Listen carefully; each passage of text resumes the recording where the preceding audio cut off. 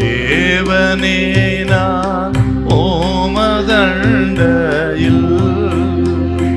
இன்னும் நெருங்கி சேர்வதே என் ஆவல் பூமியில்.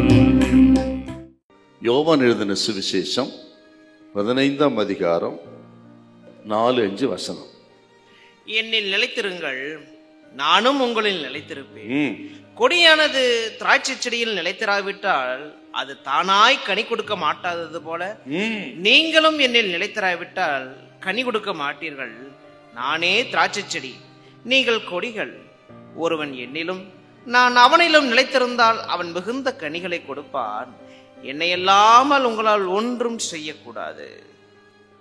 இந்த நிலைத்திருங்கள், அபைட் என்ற ஆங்கில வார்த்தைக்கு என்ன அர்த்தம் கேட்டீங்கன்னா, ஆண்டவரோடு இருக்கிற ஐக்கியத்திலே நிலைத்திருங்கள், கிறிஸ்துவோடு ஐக்கியம் வைத்திருங்கள் அப்படின்னு அர்த்தம். நீங்கள் கனி கொடுக்கணும்னா கிறிஸ்துவின் ஐக்கியத்திலே நிலைத்திருக்கணும். எப்படி சார் நிலைச்சிருக்கிறது அப்படின்னா, முதல்ல ஆராதனை, 2வது ஜெபம், 3வது வேதத்தில் தியானமாயிருப்பாது. இது ரொம்ப முக்கிய. மௌனம். ஜெபம் என்பது நாம் தேவனோடு பேசுவது, வேத தியானம் என்பது தேவன் நம்மோடு பேசுவார். இந்த 2-வே கம்யூனிகேஷன் இருந்துகிட்டே இருக்கணுங்க. எப்போ சில ஜெபித்து கொண்டே இருப்போம், ஆனால் அவர் பேசுறத கேட்க மாட்டோம், கேட்க நேரம் இருக்காது நமக்கு. ஜெபிச்சுட்டு போயிட்டே இருப்போம், ஆனால் அவர் பேசுறத கேட்கணும்னா வேதத்தை நல்ல தியானம் பண்ணணும். இந்த 2-வே கம்யூனிகேஷன் இருந்துகிட்டே இருக்கும் என்றால், அதோடு கர்த்தரை ஆராதிக்கிற ஆராதனை இருக்கும் என்று சொன்னால், நீங்கள் இயேசுவோட நல்ல ஐக்கியம் வச்சிருப்பீங்க, நீங்கள் மிகுந்த கனிகளை கொடுப்பீர்கள். இப்ப சொல்றாரு பாருங்க, ஒரு செடிக்கும் கொடிக்கும் இடையே இருக்கிற ஆழமான உறவு தான் கனி கொடுக்க முடிகிறது. இந்த கனினா 3 விதமான கனி இருக்கு பாருங்க.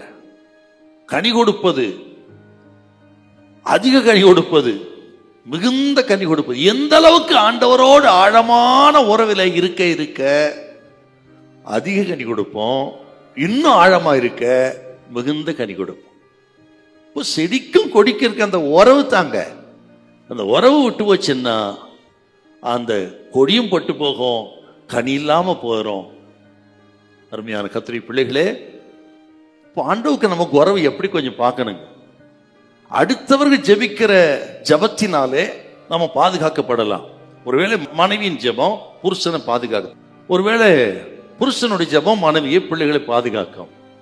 ஆனால் குறிப்பிட்ட அந்த நபருக்கும் ஆண்டவருக்கும் உறவு ஆழமா இருந்தாதான் அந்த பாதுகாப்பு நிரந்தரமா இருக்கும். உங்களுக்கு ஆண்டவருக்கு இடையே இருக்க அந்த ஆழமான உறவு தான் நிரந்தர பாதுகாப்பை, நிரந்தர ஆசீர்வாதத்தை கொண்டு வரும். ஆகவே அந்த ஆண்டவரோட உறவுல நீங்க தெளிவாரு, ஒரு குறையும் அப்ப வைக்கவே மாட்டார். ஹல்லேலூயா, ஹல்லேலூயா.